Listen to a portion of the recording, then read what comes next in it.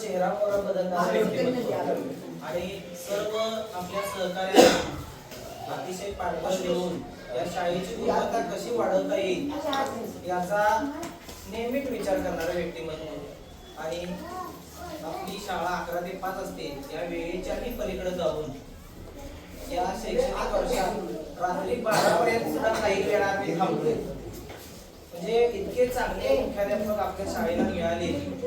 त्याचबरोबर आदरणीय आमचा सगळा स्टाफ, हे सगळे शिक्षक सरांनी मगाशी सांगितलं त्या पद्धतीनं भरपूर आहेत.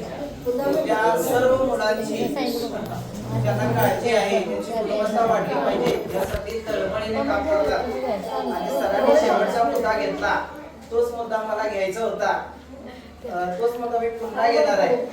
कारण शारदा सर्जेराव काळे या मॅडम आहेत पहिलीला, तर मॅडम उभा राहू.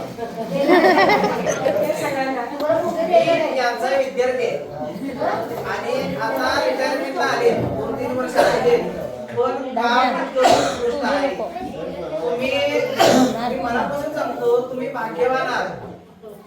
शाळा किती वाईट नसते, पण त्या शाळेत शिकवणारे शिक्षक गुणवान लागतात. आणि तरुण आहे काय वृद्ध हे महत्वाचं नाही, काम करण्याची वृत्ती महत्वाची असते. त्यामुळे तुम्ही खरोखर भाग्यवान आहात. तुमच्या मुलाला काळे मॅडम लागल्यात, एवढ्या तत्पर असतात. गेल्या दिवाळीमध्ये, गेल्या मे महिन्याच्या सुट्टीमध्ये शाळा चालू, कारण त्याच्यावर 5वीचा वर्ग होता. मध्ये तळमळ, शिष्यवृत्तीच्या माझ्या मुलांचा निकाल कसा लागेल, 2-3 दिवस झोपत नाही, त्या एवढा रिझल्ट जवळ आला की काय होईल माझ्या मुलांचं. म्हणजे त्यांची एवढी कार्य तत्परता आहे.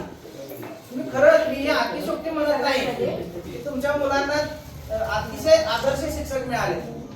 जाताना 5-6 त्या अतिशय थकलेले असतात का, तर त्या दिवसभर मुलांना शिकवत असतात. अजिबात आपला वेळ वाया घालवत नाही.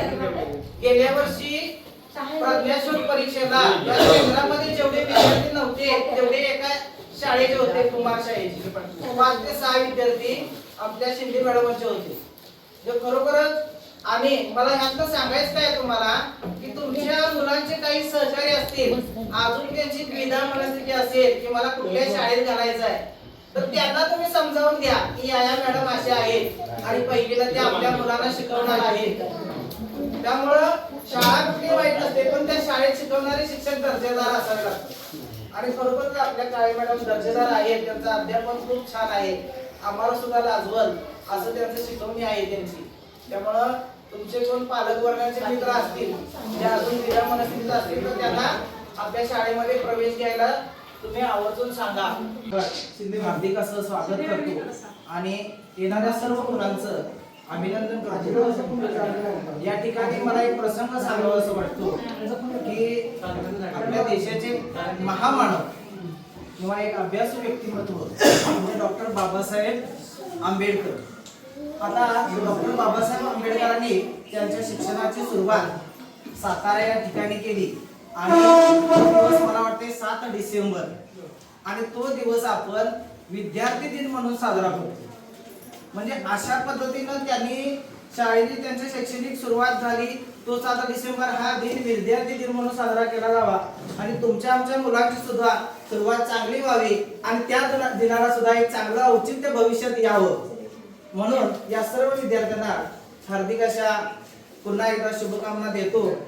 आणि म्हणून शिक्षणाची सुरुवात, प्रत्येक विद्यार्थ्याच्या शिक्षणाची सुरुवात गुढीपाडव्याच्या दिवशी व्हावी म्हणून मला वाटतंय की जरी 6 म्हणजे जून महिन्यात शाळा चालू होत असली तरी सुद्धा आपण पाडव्याला मुलांची नावे दाखल करतो का, तर एका चांगल्या शुभ मुहूर्तावर आपल्या मुलांची शाळेमध्ये नोंदणी व्हावी आणि त्याच्या शिक्षणाची सुरुवात खऱ्या अर्थाने चांगल्या मुहूर्ताला व्हावी किंवा त्याला या शाळेची सुरुवात माहिती व्हावी, शाळा बघावी त्याला. म्हणजे पहिल्या दिवशी जर मुलगा आला तर तो फार घाबरून जाणार, त्याला शाळा माहित असणार, त्याचा परिसर सगळा बदललेला असणार, अंगणवाडी तिची वेगळी असते. त्यामुळं